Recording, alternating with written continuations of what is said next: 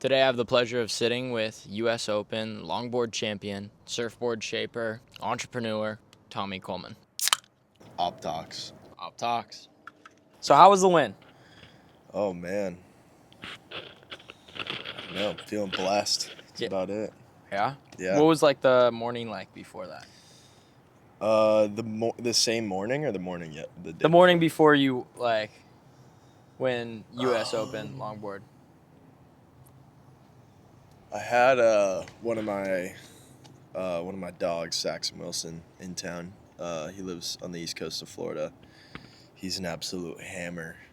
Just surfs insane and surfs super average waves on the east coast all the time. So he was staying with me, and we always like make fun of surfers who have coaches and stuff. So to get him into like the VIP room, I was like calling him my coach, which was pretty classic.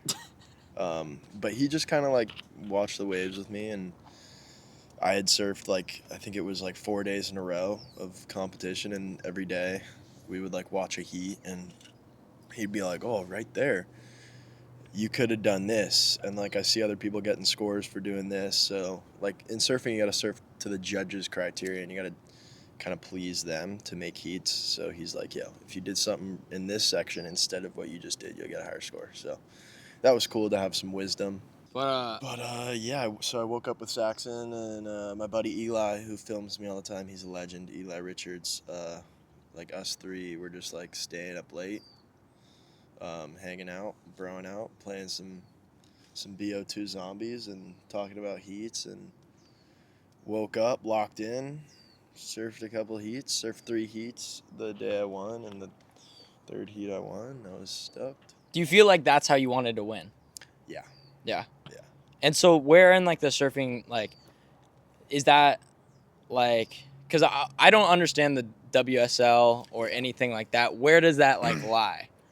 Well, for me, besides winning a world title, the U.S. Open's like the biggest contest I could do. So Yeah. I'm pretty grateful, and I've been doing like the longboard QS for like a couple years now, just because all my buddies go there, and one of them's in Pismo, and the other one's in Virginia Beach, and I've been going to Virginia Beach before they ran the QS there, like every year just for fun. They have like some contests with some solid amounts of money, so just go over there, make some money, come home, and then they started running the QS at the same event I was already going to. So I just, yeah, did the QS for a couple years, and I kept getting like 4th and 5th to some hammers. Like longboarding's a little different. Like you can peak at like 35 or like honestly 40. Like Joel Tudor, who I look up to a lot, just won a world title at 45, I believe.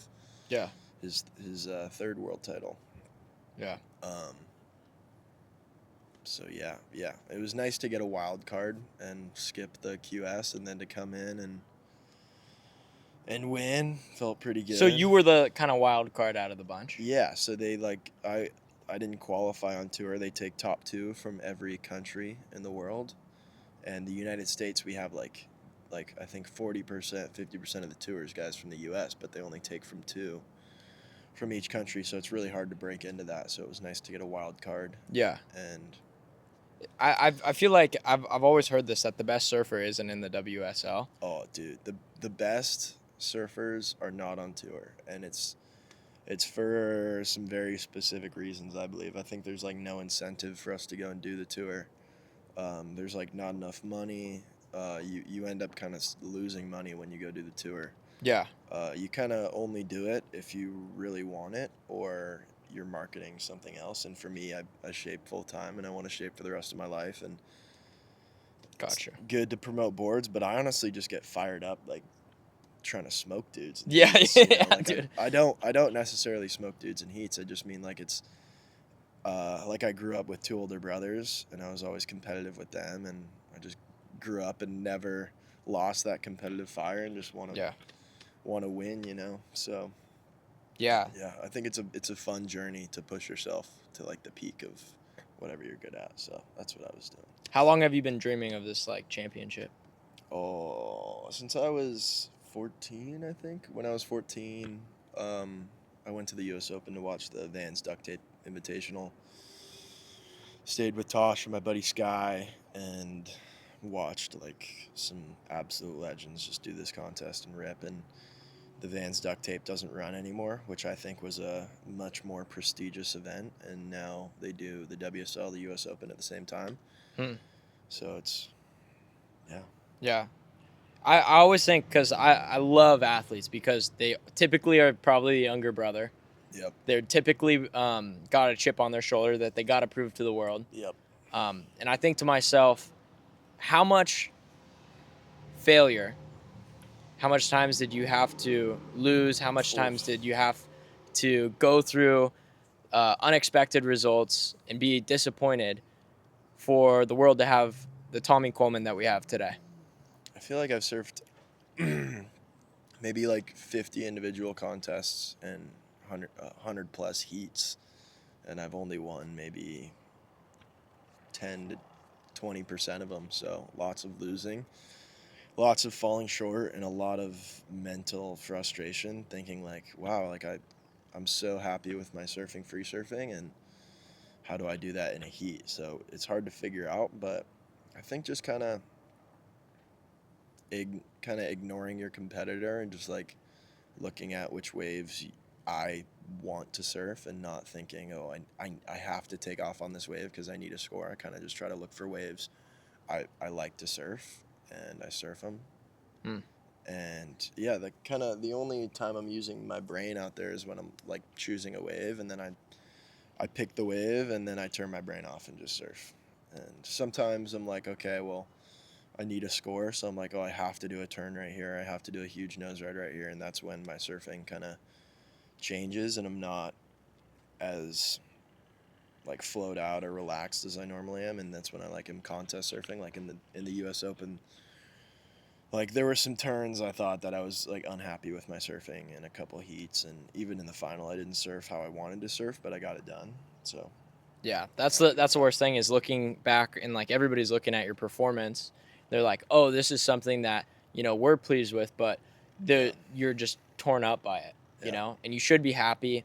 But it's like, I always see like when somebody wins a championship or a title and they're on their buddy's shoulders and stuff, like I couldn't imagine like being there, because I'd probably be thinking about all the stuff, like the turn I did wrong, you know, I don't deserve this. All the people that, did this, and it's not depressing. It's, we get so accustomed, if you are truly like a winner and you're a top level competitor and stuff like that, you deep down are probably more of a loser than a winner, because you've lost 80% of the things, only won 20% of them.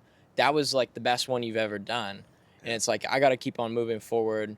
The biggest winners, like seen by the public, they don't understand that like it's loss that brought them there. Yeah, to be the biggest winner, you got to be the biggest loser first. 100%. Yeah.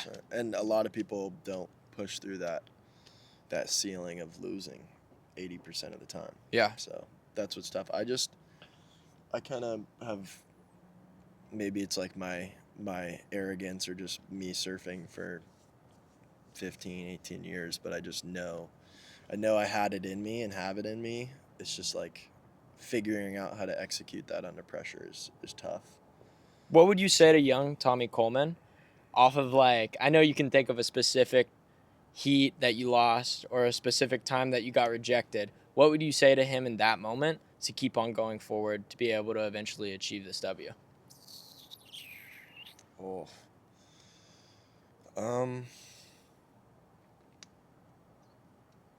You can take your time. I always say when somebody asks me a good question, like I'm trying to do adult conversations where I'm thinking about my answer. It means a lot when people think. What would I tell myself?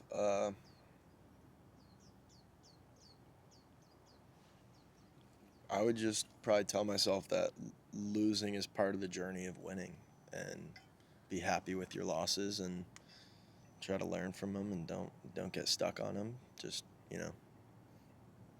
you think you'd listen? Probably not. But like, if I knew I was talking to myself, who had won the U.S. Open, I'd probably listen. Yeah. Probably do whatever that guy says. Yeah. Whatever that guy says. But I love like the thought process of looking back at like my old self, because like most of my life I've looked back at my old self and I've just been like hating it. Yeah. But now I'm kind of learning to love it because I'm becoming something that makes that old self meaningful. You know what I mean by that? Yeah, maybe I don't know if you agree, but I feel like I've wasted so much of my time when I was younger, or just like, Let's talk about that. well, yeah, I don't know. I just mean so many times I could have been working harder on my dreams or passions, and I was just slacking. So that's like something you can't change, but that's probably why I'm so motivated now. Is I feel like I could have put myself in a better position. There were like a couple years between 15 to 17 or 18 where I was just kind of lost confidence, and like I used to ride for Ruka back in the day, and I probably, now looking back at it, I probably didn't deserve anything more than what I was getting, but I was just on flow, getting like a couple clothes a month, and I really wanted to break through the ceiling of For flow, just explain what flow is for anybody who hasn't been on like flow. every couple months they'll send you a box of clothes. And you post it on your story, Yeah, and you're yeah. like, You put a sticker on your board. yeah, and you tell people like, oh, I ride for this company. But yeah, I always wanted to get like an entry fee paid for, or like Ruka had this. They always did like Ruka Aloha every winter on Oahu on the North Shore. They had like a house, and they brought all their guys to come surf, and I always wanted to go do that. And I was told I would like almost like every year for 3 years. They're like, yeah, come out this year, come out this year. And then every time it came, I'd never get invited, so that was like always tough. But now looking back, I probably didn't deserve it. But being in the mental spot I was when I was younger, I like always wanted more. was that for Which was shortboarding tough. or for longboarding? I just like, I don't know. I call myself a surfer. I ride everything. I feel like for the waves I've grown up around, they're kind of better suited for longboarding, and I kind of just ride smaller boards when it's tubing, and like Yeah. my favorite thing to do is like search for a feeling when I'm surfing, and like a big nose ride will give me that feeling, or a really good turn on a big board, and a tube on a smaller board will give me the same, if not a better feeling. So I don't go grovel and try to blast the lip apart, but I love the feelings I like, and I chase them. So There's something about the WSL too that it doesn't seem like it's rewarding like really stylistic power surfers. It's rewarding more kind of quick. yeah, it just change. It literally changes every year. Like from like when they ran the ASP, it was just everyone was riding big shortboards like pre 2019. I'd say everyone was just riding big shortboards. Maybe even pre 2021. It was just big shortboards. Let's ride this thing like a shortboard and touch the nose whenever we want. And Devin Howard came in as the tour director and changed a couple things. Devin Howard's the man. Insane style. Look up to him a lot.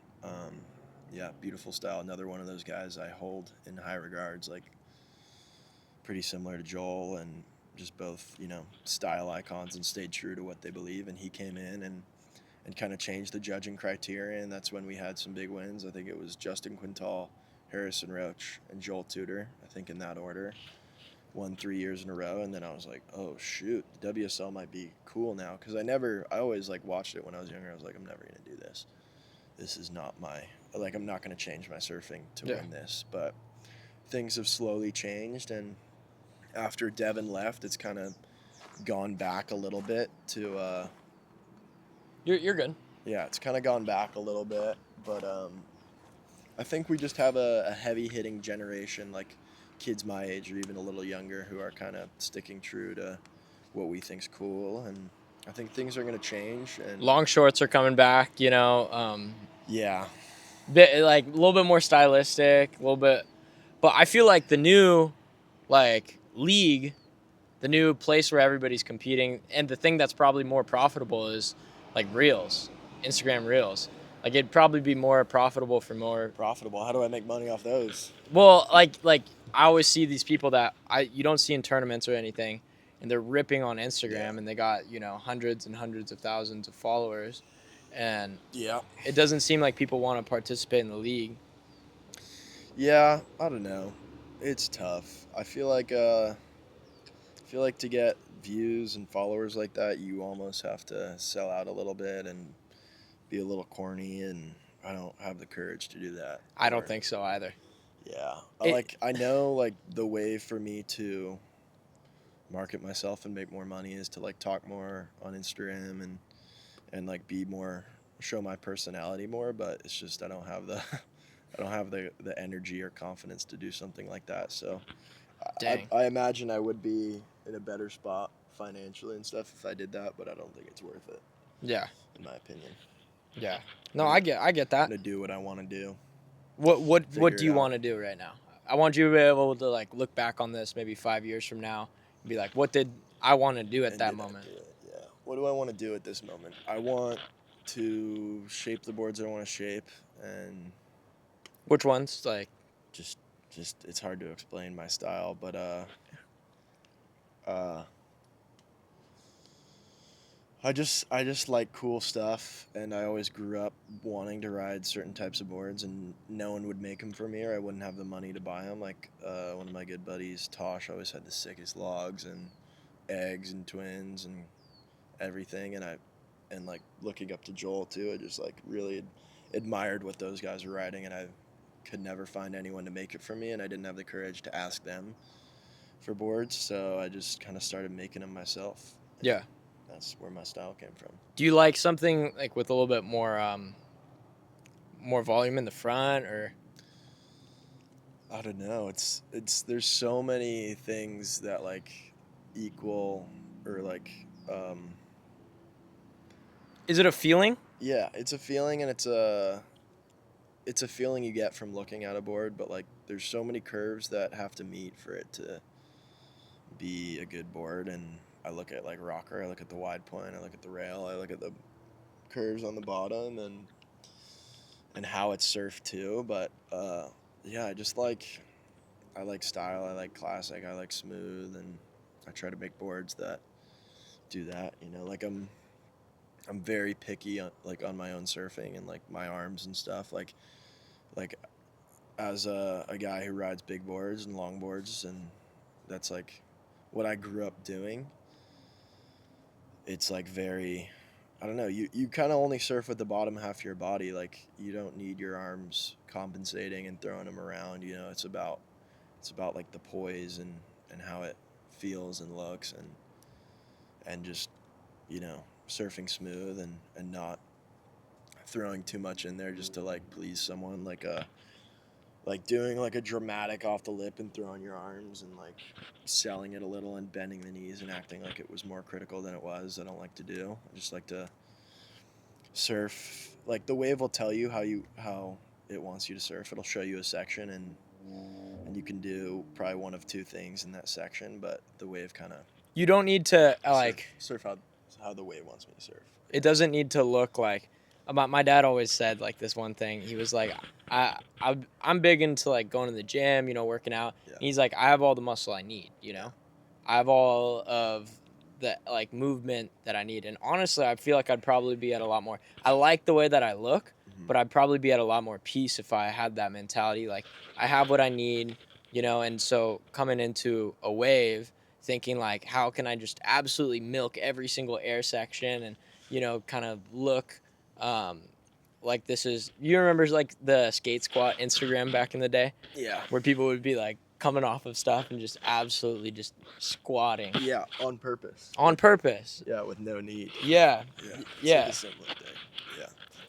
Yeah. So, I just I don't want to change for well, but you're an artist, I would say. yeah. Yeah, I think especially like longboarding, like shortboarding a little less, but like we all have our preference for how we want to look when we surf, and some people they want to do critical things, and some people they want to do beautiful things. Yeah. And it's a happy balance that will make you world number one. So I'm figuring that out, but Are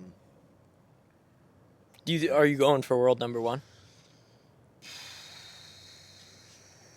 I mean, if you got Joel Tudor as one of your dudes that you look up to pretty heavy. I want to have a couple world titles for sure. That's All right, bro. I believe in you.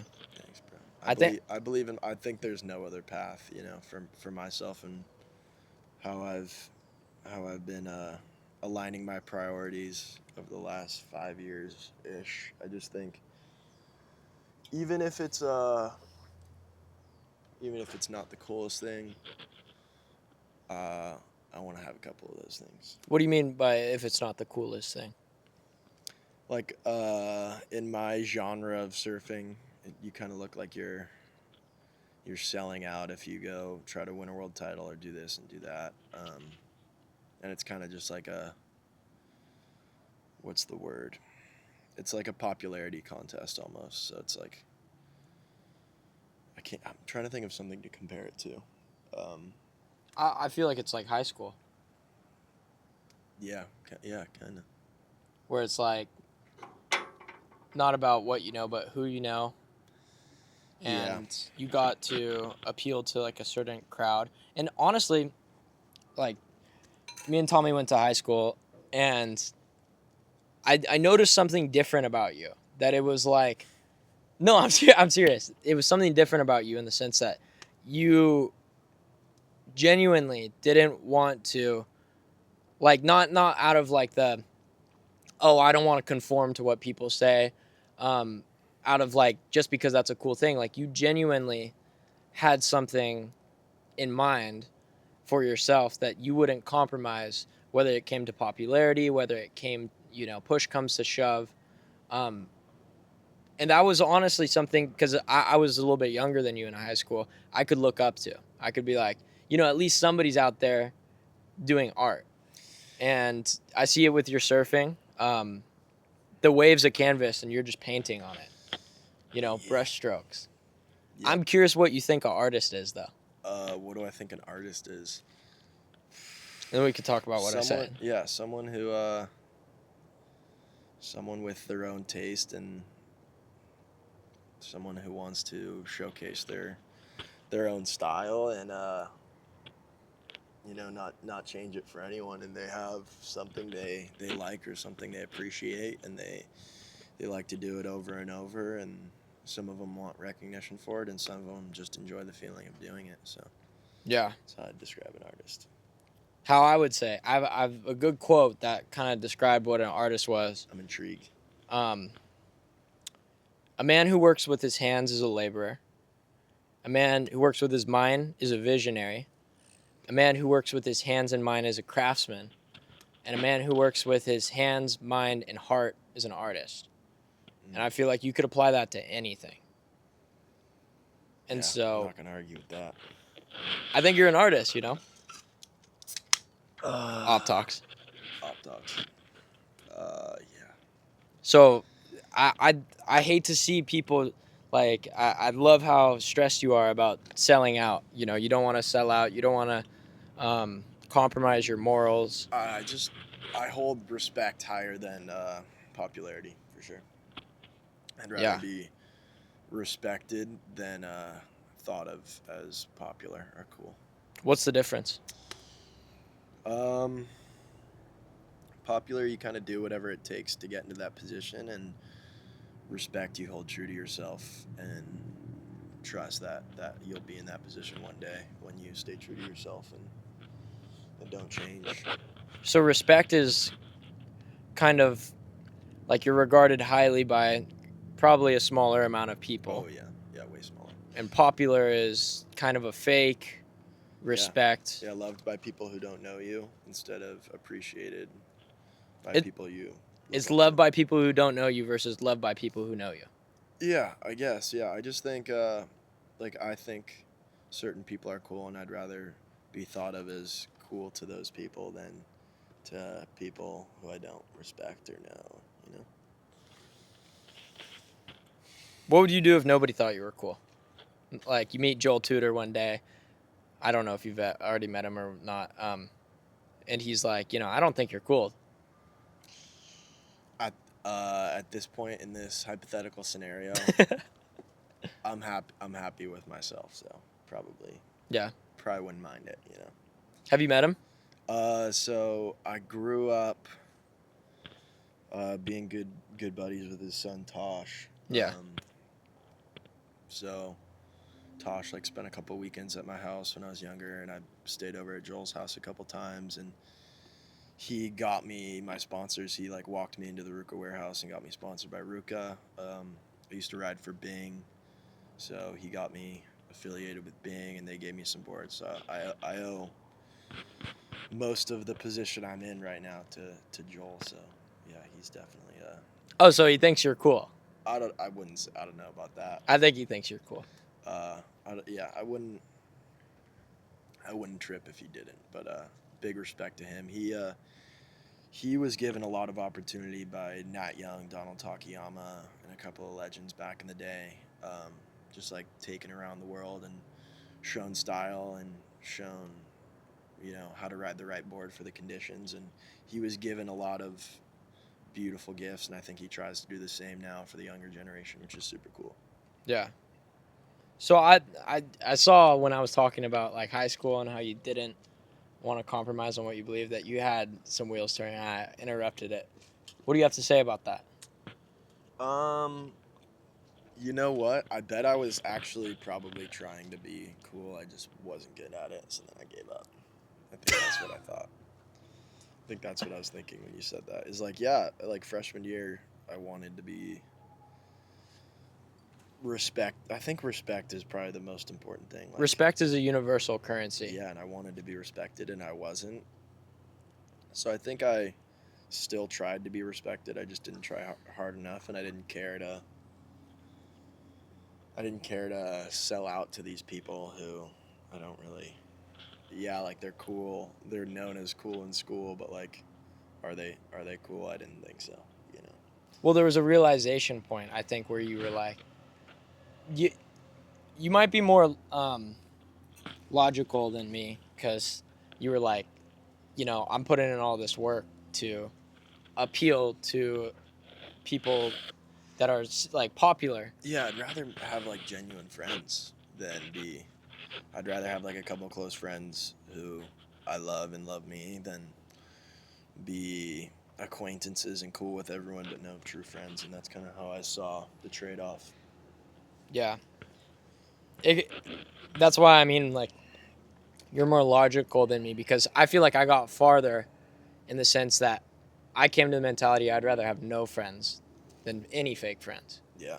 Because I feel like fake friends are like cancer. Yeah. I feel like it's cancer. They change you. They make you, like, without even thinking about it, you'll start acting different or speaking differently, and The people you surround yourself with is like, they say you're the sum of the five closest people. Friend, yeah. Show me your friends and I'll show you your future. It's like a huge thing.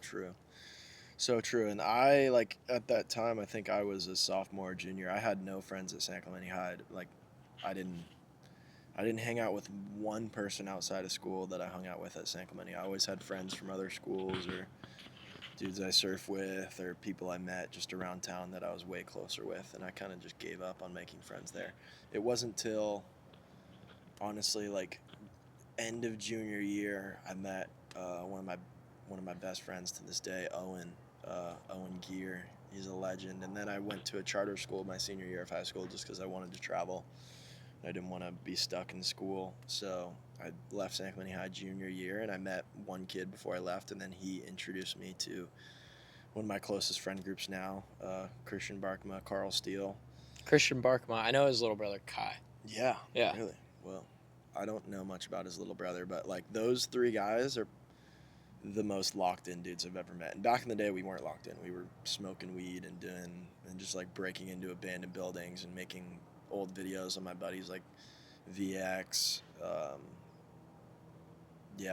Yeah. My buddy AC, super into cameras. He has a sick style. We used to just like make silly videos on his old cameras and fisheye stuff. And That used to be like the best thing, just finding like a, fresh, like a sealed, like abandoned building, and you break it in, you're the first one, Yeah. Or we would just like go to a sewer and like light a big fire inside of it and like try to look all cool. Yeah. Like wear a ski mask or something. I don't know. We would do funny stuff. Yeah. Play the clips, but I don't got any clips, but I'll give them to you. Okay, bet. We'll play the clips.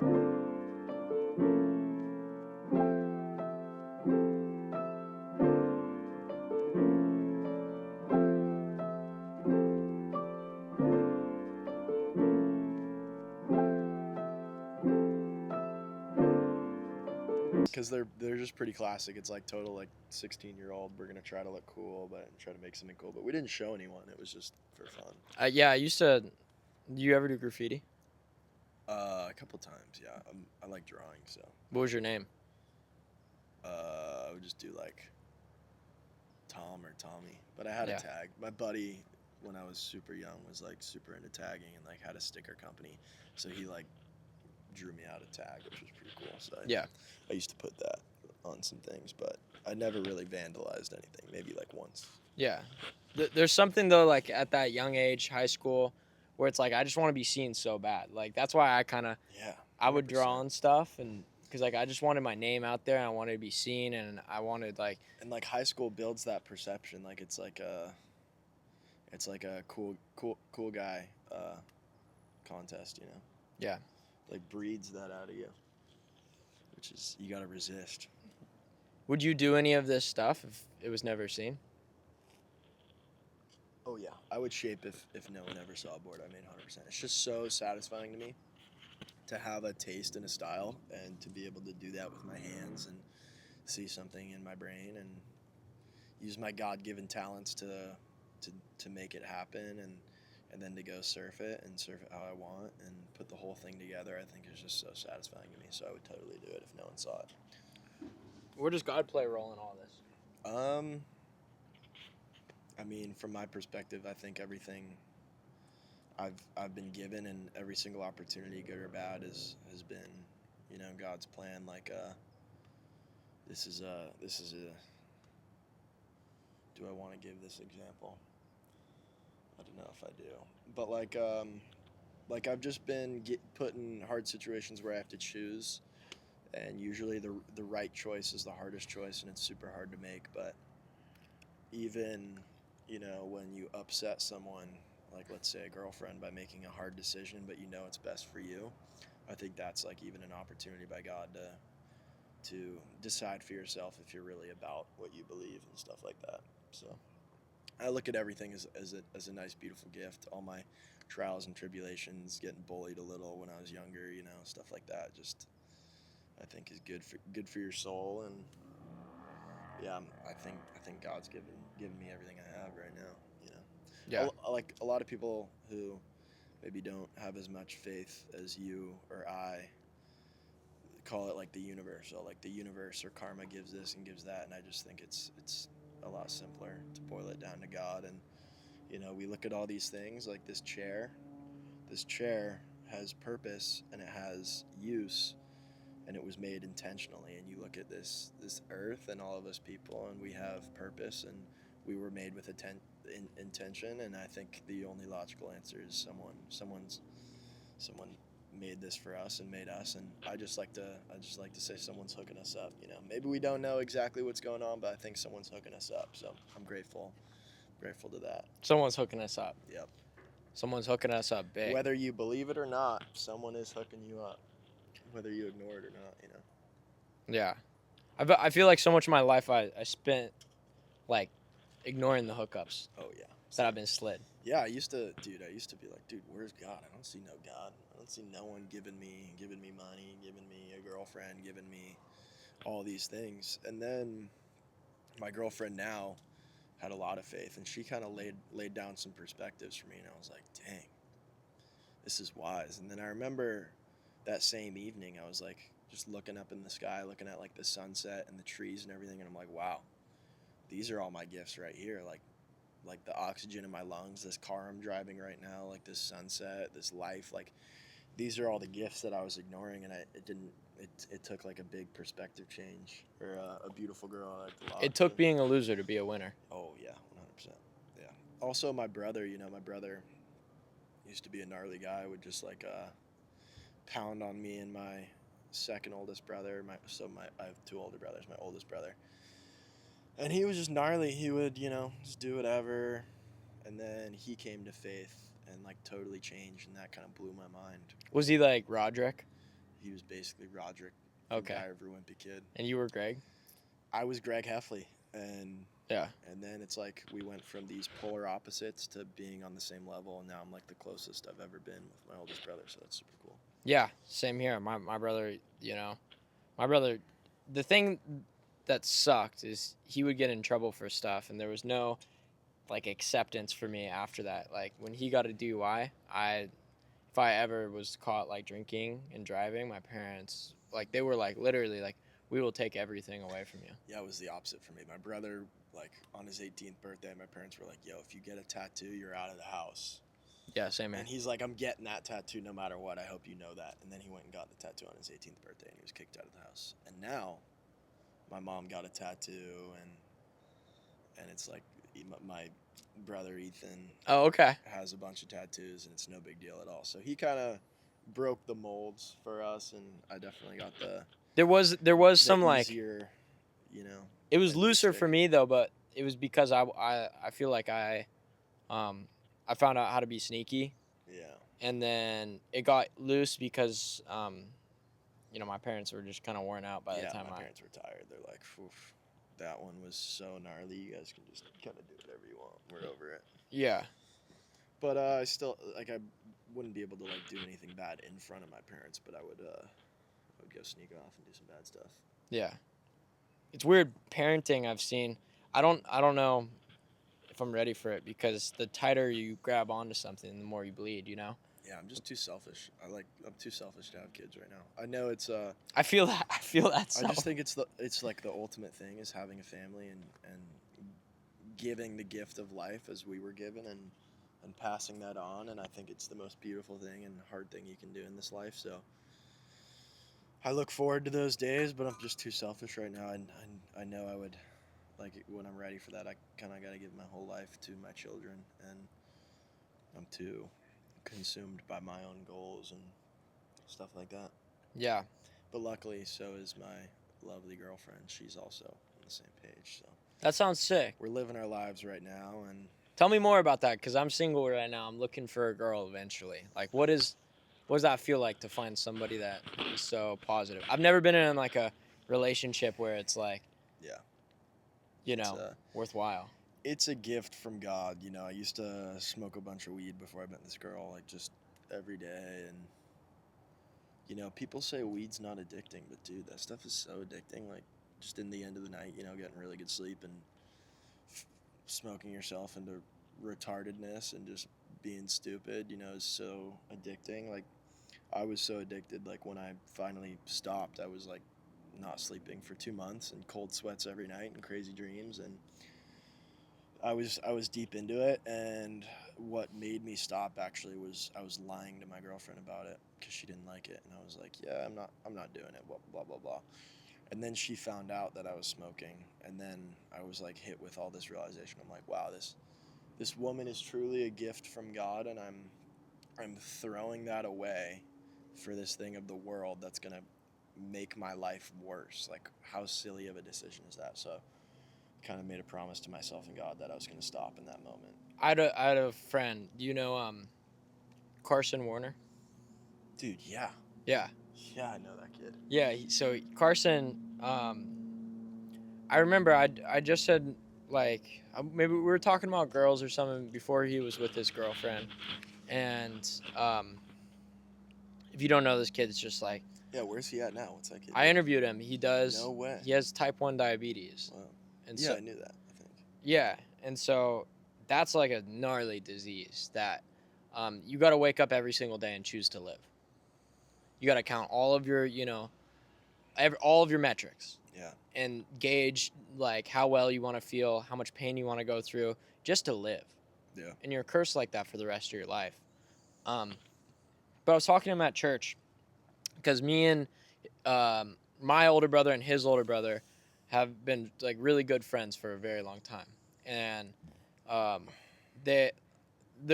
we deal with the same problems type deal because we're both the younger brothers. We both are on our journeys, and it's hard to get out of your brother's shadow, especially when it's like a real dark shadow, and thankfully we're both in good spots with our brothers and stuff now, but there were some bad times. But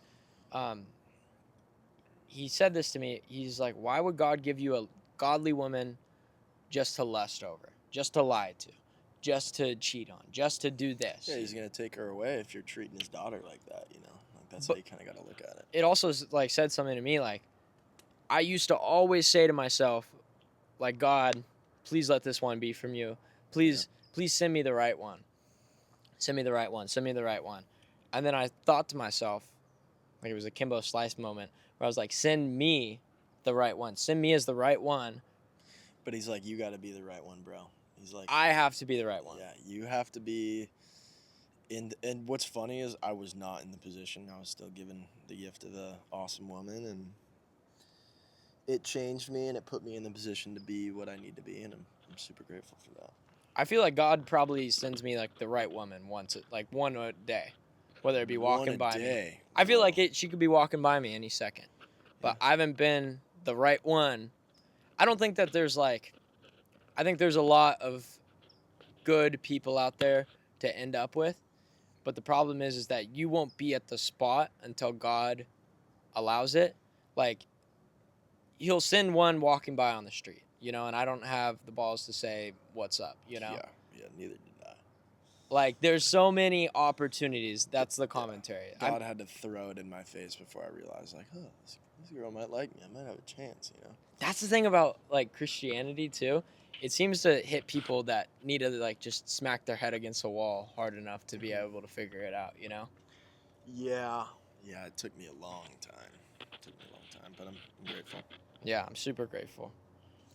But back to the brother thing. I remember going into like high school and stuff. My brother went to the same school for a bit, and I would like get a teacher, and they're like, "Oh, your last name's Coleman. Your older brother like cracked an egg on my head or something." I literally got that from one of the teachers, and I'm like, oh, "What? Man, yeah, my older brother was a menace." I don't know. I like asked him about it, and he's like, "Oh, it didn't happen." But this teacher was like, "Yeah, your older brother's a menace. He cracked an egg on my head." I'm like, "Oh man, it's gnarly." Yeah, they would say that, and I'd be like, I don't know who that is. Yeah. You know, Oh, that's classic. I would LARP it because, like, bro, like, I'm not taking your sin. Yeah, you know, true. I'm not taking your beating, because that's a teacher I have for a year, and every grade reflects that. Like, luckily, I always won him over. I was usually the loudest and most obnoxious in class. Same. The teachers would look out for me, which was cool. I had a teacher that she would like. It started off, she'd be like screaming at me. Yeah.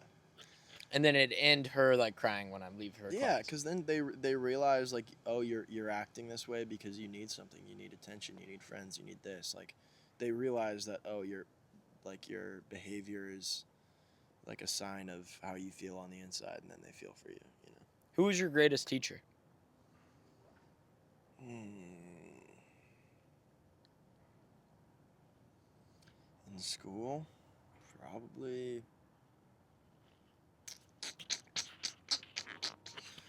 my Spanish teacher in middle school, Senor Hennings. Senor Hennings, bro. You know that guy? Everybody has that answer. He's a legend, you know. Well, honestly, because he was the surf coach, and I remember one time I didn't have a ride to a contest, and he picked me up at 5 a.m. and gave me a ride down there. I'm trying to think of like I feel like there's been moments where teachers have actually like had my back and told me to lock in and been real honest with me, but I can't remember him, so I'm gonna go with Mr. Hennings. Yeah, I had one. You remember Mr. Brown? Shortcliffs? Yeah. Dude, I know the name. Yeah. But is he a history teacher? He was a Science. That's the reason why my Instagram's Obsters on Instagram, is because this guy, he had like the horseshoe haircut, you know, with the top bald, Yep. and then the sides, and so he was just amazing. Like, I don't know if he's alive. I gotta get in contact with him somehow, but he was this old dude. It was his last year teaching. He had my brother and my sister. Everybody knows that he was the best teacher to get. And I get in his class, it's his last year, and we just had so much fun. Like, he said to me, like, listen, you specifically don't have to do anything in the class. He was like, as long as you make me laugh every single day, you're chill. And so he would chase me around the class with a hammer. And I remember one time there was a dress up like your teacher day, and I not only dressed up like him, but I shaved my head. Super based. And we went around the school, and I just had like the worst haircut ever. But everybody remembered me from that. They were like, see, that's amazing.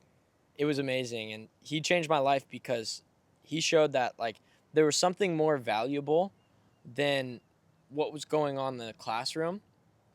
And it was like, yeah, I was in the principal's office all the time, but I got the people skills and the conversation skills and the confidence to I also figured out like, man, I could just sit there and be like every single other person who has had the school beat them down and turn them into like this to a hand raiser and like a hand raiser. Yeah, you're just scared and anxious about everything. School's probably what causes people or gives people the most anxiety in their lives. Think about it, like how important are good teachers, bro? Crucial. And where's the most? So Kanye has a good quote. He says, "If you try to if you're always trying to say the right thing, your whole life becomes a test." Yeah. And when do you have the most anxious? Yeah. It's on test day. Yeah. He's a wise guy, huh? I think he's got some wisdom, especially in like the Zane Lowe interviews and stuff. A little bit of wisdom. But like people. He also says this. He's like, people want all this crazy art and these crazy, pieces of music and these crazy thoughts and feelings and stuff. But they get surprised when the guy saying them is a little bit crazy. Yeah. And I understand. I think he would admit that he's crazy. I think I would admit that he's crazy. I almost admit that I'm crazy. I am crazy. Yeah. The stuff that I do, like, crazy is like being like so far out of the normal, and like I don't think I act normal. I don't act crazy, I try my best to be Yeah, like if everyone could see what was going on in our heads, it wouldn't be awesome, I think, for sure. Definitely not. Probably wouldn't benefit me at all. But back to school, my dad looked at me one time when I was younger, and he was like, school is just government babysitting. A lot of parents, they can't do middle school and high school, and so they invented this thing, they couldn't, the farm life got taken away, kids stopped having jobs, they got rid of child labor for good reason, and, you get told that, like, back in the day, there was kids that couldn't do the adult jobs, and then once you got big enough and strong enough, you could do the adult jobs. You were an adult, right? Go out on the field and, ride a horse or whatever versus milking the cows. Mm-hmm. And then they put school into it, and school was added to the equation, and it did a lot of good things for the IQ population, like the average IQ, but it took away adults, like for that immediate kid to adult, and it added teenage years. Mm-hmm. And so when it added teenage years, it's this weird period where it's like you're allowed to slack almost. That slack is encouraged. Yeah, they want you to slack. They're like, hey, at this point you can kind of F off and enjoy these years. Oh, I'm just a teenager, This is what's going on, and then they cram you in, and Michelle Obama's got us on these terrible meals. We're eating cardboard. Bro. I'm just kidding. No, bro, for real though. Like, I don't mean to get too into it, but like the opportunity the system has to take all of the country's children and teach them whatever they see fit is a very powerful tool, and I think it's being weaponized to their benefit. Yeah. Bro, they taught me that having conversational skills was invaluable. They taught me that like people who make people laugh go to jail. It's called detention at that time, but like doing anything artistic, doing anything, if I'm doodling on my paper, I got less of a grade, and it's like that's where the real people go. And so my brother was like, my parents had him at a point where he was like a genius with math. Like he could do all of the multiplication and stuff inside of his head. And he had this one teacher named Miss Pistol. Miss Pistol, he would do the math so quick, and she didn't believe him. And so she'd bring him up to the front of the class and be like, this guy's cheating. Whoa. And she would, all the kids would make fun of him, Yeah. She'd be like, go ahead, do the problem in front of the whole class. If you aren't cheating, and she'd say it, try to make him do it. and the kid that can do the math in his head is forced to show his work, and go back with the rest of the class. And they tell these kids like, oh, your module's ahead, you need to stay back and learn with the class. And so there's no system for. That's why we don't have a lot of people who shine out and stick out. 100%. Yeah, you're held back a little. A good amount of people are pushed forward, but a lot are held back too. Yeah, the problem is too, like, a lot of people everyone's good at different things, and we all have, like, we're all given a gift of being good at certain things, and those are all kind of doled out to be average at everything, Yeah. They don't, I'm sure other countries do this, but, like, whatever you're showing signs of being really good at, I think it'd be wise to set your, like, for the system to set you up to work on that and focus on that more.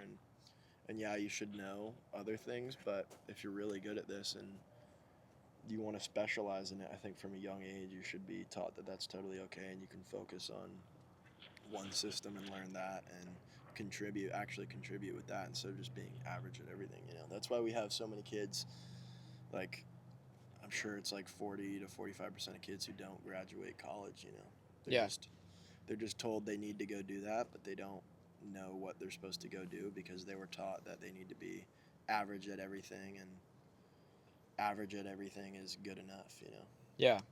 And we got kids that are in college, still going to the bathroom to hit vape breaks, still doing like these high school mentalities. They're still caught up in the parties and stuff. And like, a party's fun, I get it, but I see all my friends are like kind of. I'd rather be with a good group of dudes, than be at a party with people.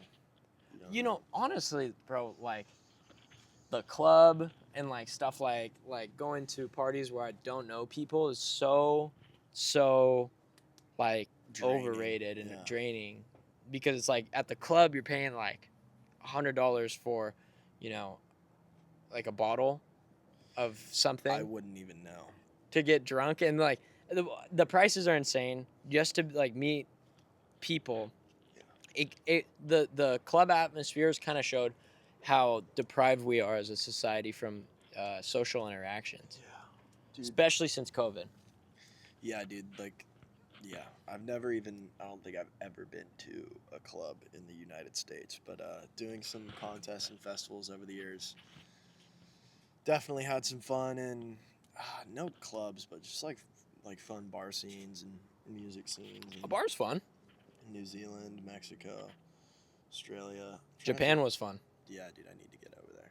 You need to get over there now, bro. Yeah, those guys love surfboards too, so I need to go make some boards over there. Yeah, if you're a surfer, like, they really appreciate athletes because it's like, dude, yeah, their surfers are regarded as like the top tier of excellence. That's your spot. Cool. They're very peaceful, and honestly, bro, they have all of the morality and stuff of like it's so like a Christian respect. Ideal. Yeah, so much respect, and all their food's amazing. Yeah. Yeah, I don't know much about politics in Japan, but the people seem pretty amazing. I don't even think they would say if you asked them. I don't think they care. I think they trust. Yeah, they just look at it and they're like, yeah, I trust. Like, things will be what they're gonna be. Yeah, maybe we're generalizing, but no, yeah, you guys are cool over there. Keep it up. Yeah, they are super cool. But I feel like that's why we started having such brilliant surfers where we are, is because we added the surf class, And it's like, yeah, this is an important thing. And so if we pushed for like maybe pulling kids out of more school, and maybe like the parents picked up a little bit of slack, and maybe it would be nice if the parents weren't like crushed by paying so much money and taxes all the time. Parents need to take a little more responsibility for heightening their children's intelligence. Yeah, it's not just all on school. Rely less on the system. Yeah. Like, parents will send their kids to school, and that's about it. No other knowledge really comes from the house, which is not good. I'm excited to raise my children how I please. Yeah, a lot of people get mad and they're like, yeah, the school system's indoctrinating the kids, but what are you doing to help combat your kids that the other way? Yeah. Like, I didn't my dad was like, bro, rebel against the mask thing. I will not get you in trouble if you. Yeah. He thought the mask thing was bullshit. Yeah. He thought that the vacuum. So did my mom. Yeah. And I thought that was nice because it was like, there's an authority bigger than the school in my life, and it would be crazy if the school was the biggest authority. And I know that is like, that's commonplace in households where it's like, oh, the school said it, you guys got to follow. How crazy is that looking back on everything that happened, everything that was forced on everyone for something that we don't even, like, that isn't even a thought in anyone's head anymore. And a lot of people will say, oh, we don't think about COVID anymore because they solved it with everything. And my perspective is more just like, maybe it was scary at the time for the people who were trying to protect us or whatever, but I think it was just an opportunity to see how willing and complacent we are with being told what to do. It was also one of the biggest wealth shifts of all time. Really? Yeah, like a lot of people lost a lot of money. True. Like a lot of people made a land lot got money. bought up, a lot of stock got shifted. It was one of the biggest wealth shifts between. It took down the middle class by a lot. I got a question for you. What? If you were offered a sponsorship from BlackRock for $1 million an episode, would you take it? I think I wouldn't do it if my life depended on it for any of these companies. Yeah. Or just like a company that you don't respect. Let's Yeah. say any company in the world. Would you take money from them? Like, Even they told you to change nothing. They're just like, hey, just like wear our T-shirt, throw this on there. We'll give you lots of money, but you don't agree with what they're doing. I don't really know what BlackRock does. I know it's bad, but I don't like. Can we do a different company? Like, Yeah, that's what I was saying. Like any company, like what's a company I really don't respect? let's say a company that claims to be eco-friendly, but offshoots all their work to little children and Like Nike. yeah. Like Nike. Sorry, Nike. Do better. I think Nike would be hard to turn down. Dude, yeah. Imagine Nike's like, yo, Tommy, we're gonna give you $200,000 a year and just throw these on. Just pretty hard to refuse, bro. It'd be pretty tough. It's good money, but it's bad money at the same time. I wish money came with like a determiner whether it was good money or bad money. You know, I wish it would for you to decide. Yeah. Like some guy walks into a store, buy some food, and like it's just like bad money. This is bad money. This guy did some bad shit. Yeah. To buy this thing. Or here's a good one. Like, would you, if you had some insider information that a company was going to make you lots of money if you invested in them, but they're supplying arms to a bad group of people or doing something like that, funding something you don't agree with. And the money that I give them. But you would know you would make money if you invested in this company. Like something even as simple as investing, like my brother trades a lot, and one of his main things is he won't invest in something he doesn't believe in, even if he sees a good opportunity, which is pretty cool. And I think you're rewarded in the long term with that. I think some things are eternal, and decisions like that will. Well, okay, so there's a You'll be judged for it. Good practice I do with my business that kind of my dad instilled in me is like, once you start like working for yourself and stuff, especially hourly or something. Let's say I draw a house, like an addition to a house in 6 hours, but I think the price of that competing with market, would be 10, and I charge $45 an hour. And I didn't work the 4 hours, but I think that it's worth $450. Mm-hmm. Do I tack on the 4 extra hours, right? They'll never know, right? They go to somebody else just because I'm quicker, and all that stuff.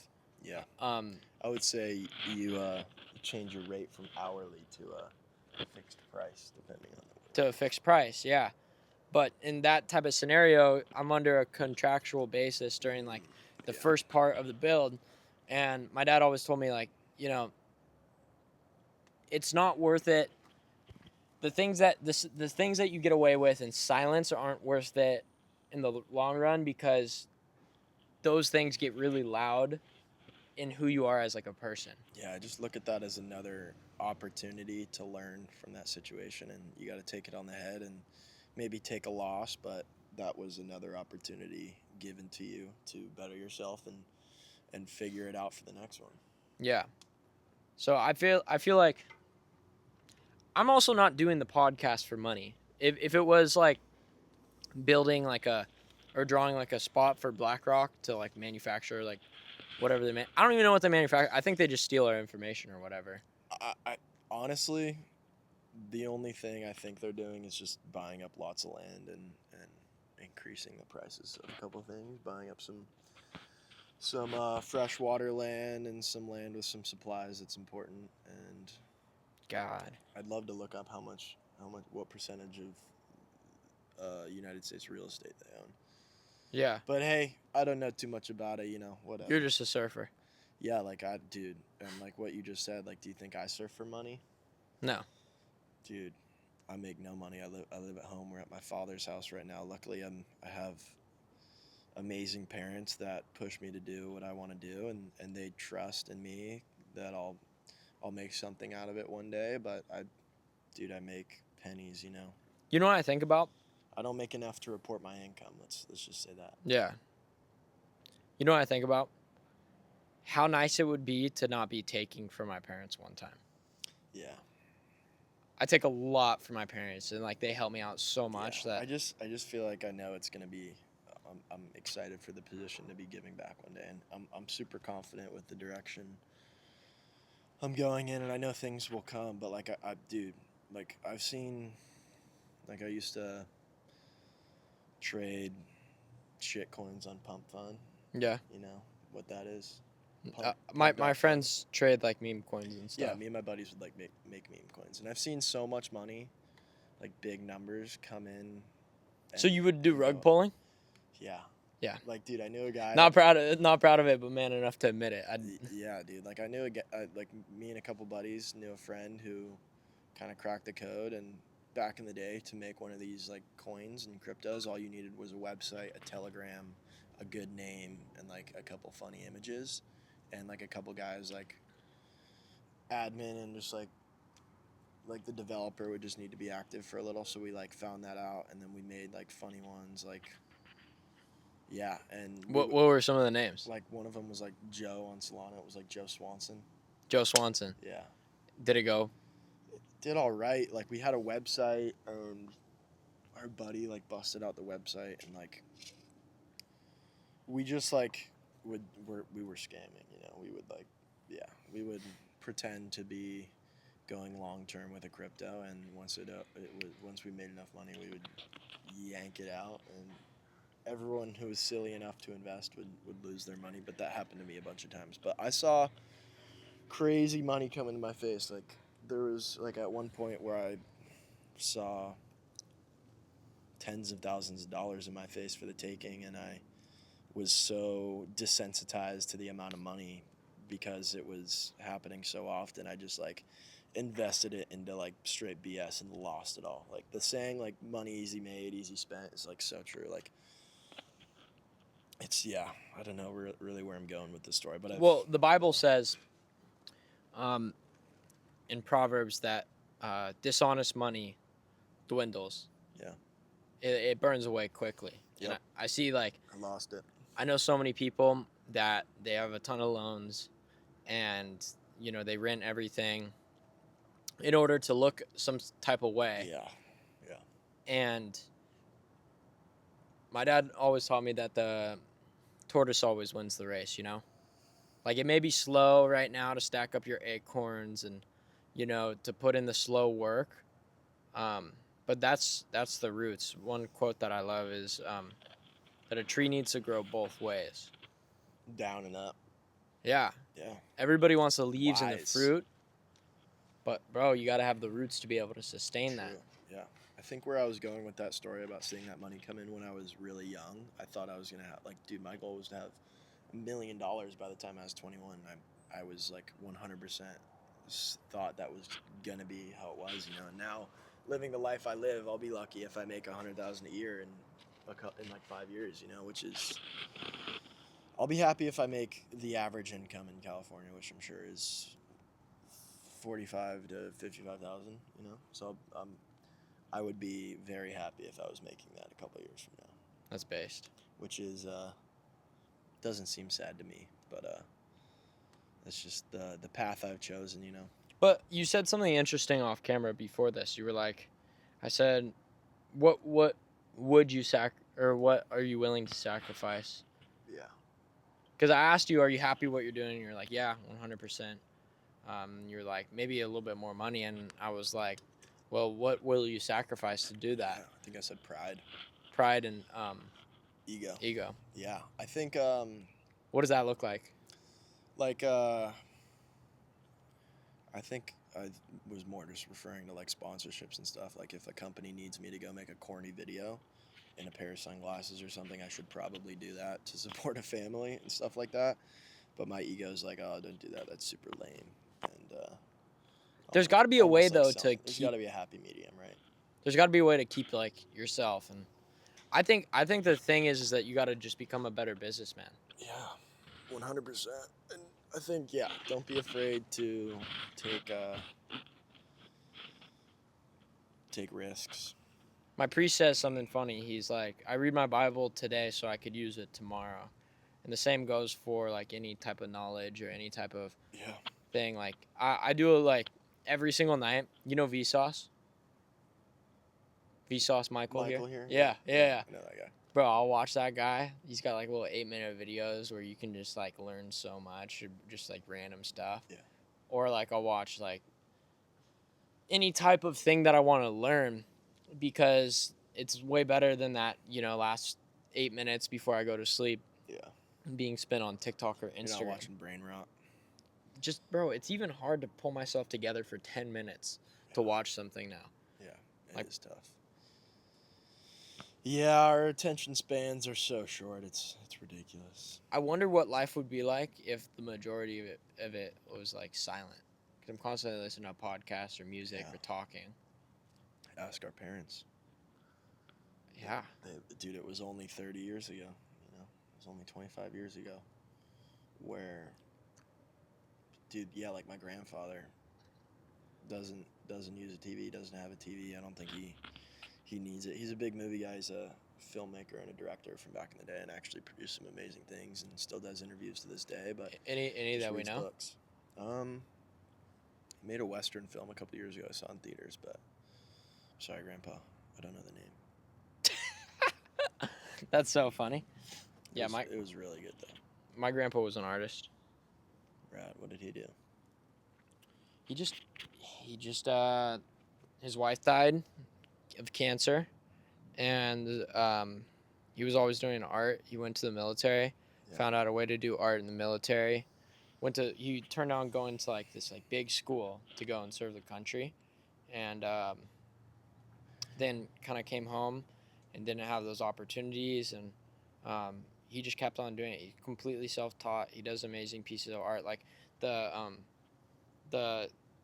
on my podcast kind of logo, it says Op Talks presented by Harlan Op, and like the thing in the background is this like Native American riding a horse. He loved old westerns. He loved all this stuff, but it was so interesting to see him kind of just dwindle away doing the thing that he loved versus compromising. Like my mom was like, hey, Grandpa, you need to go get a job at Walmart.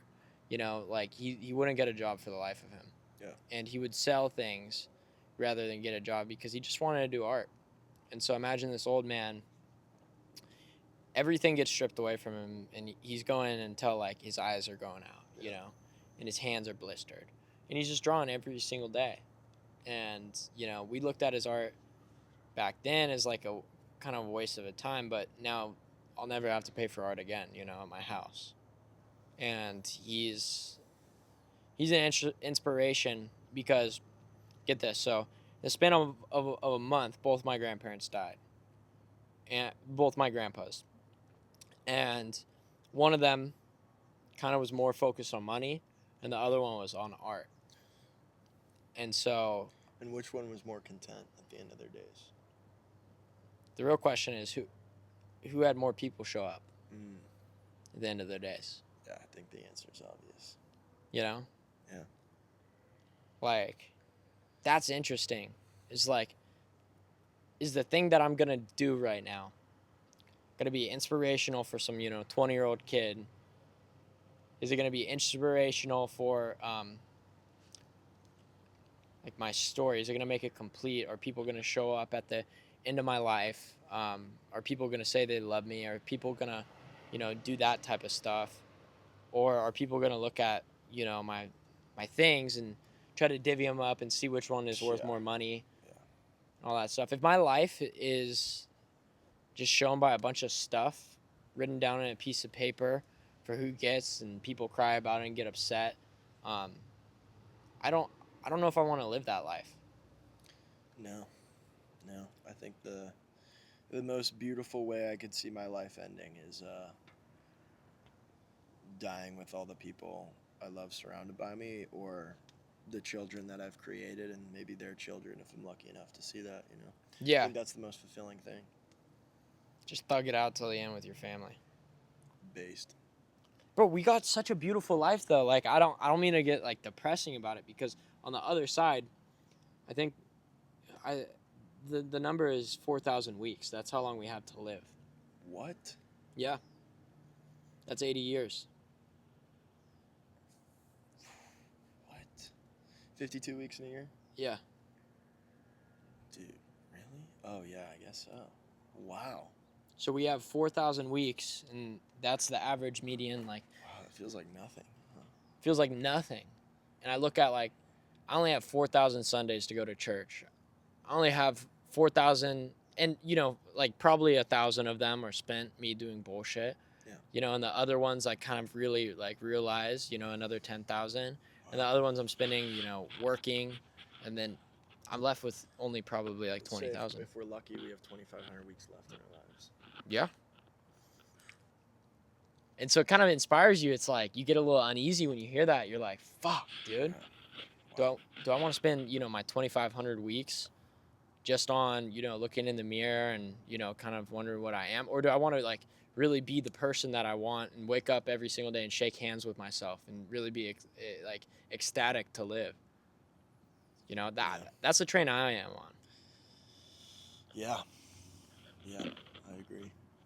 Yeah, I wish I could say more inspirational things for the youth, but if I had something to say, I would say whatever you're good at and whatever you love to do, go hard at it and don't stop for no one. If you see the path and people might not believe in you, take it. Like, dude, so many people have probably thought like I'm such a goober for just like doing what I'm doing, and could be making money, I could be doing real estate, I could be doing this, I could be doing that, but I'm so content with the life I live. And if, like, maybe I still want more right now and I want all these things, but I know the 14-year-old me looking at what I'm doing now would be so excited to be in the position I'm in now, being able to not work for anyone and just build the boards I want to make and surf whenever and go on surf trips and have all these amazing friends and be able to have, like, most of my idols I looked up to as a kid or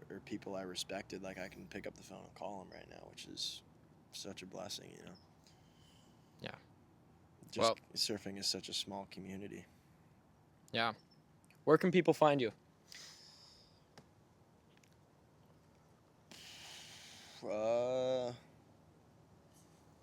Instagram or... All right, I'll put that in the bottom. Yeah, I don't know. You're doing some beautiful boards and stuff. Yeah, you can. Yeah, if you want a beautiful surfboard made by my hands. I actually might put a little. Like, could you show me a few? Yeah, you want to check out some boards? Yeah, I'll video some. Put them at the end. Okay. Yeah, I've got a bunch of boards, but I like to make what I like to make. So, if you want a classic log for cruising, or if you want a tube shooter you want to get super tubed on, or a feeling you're trying to achieve and you think I'm the man to do it, hit me up. Got you. I'll talk. Stay based. Stay based.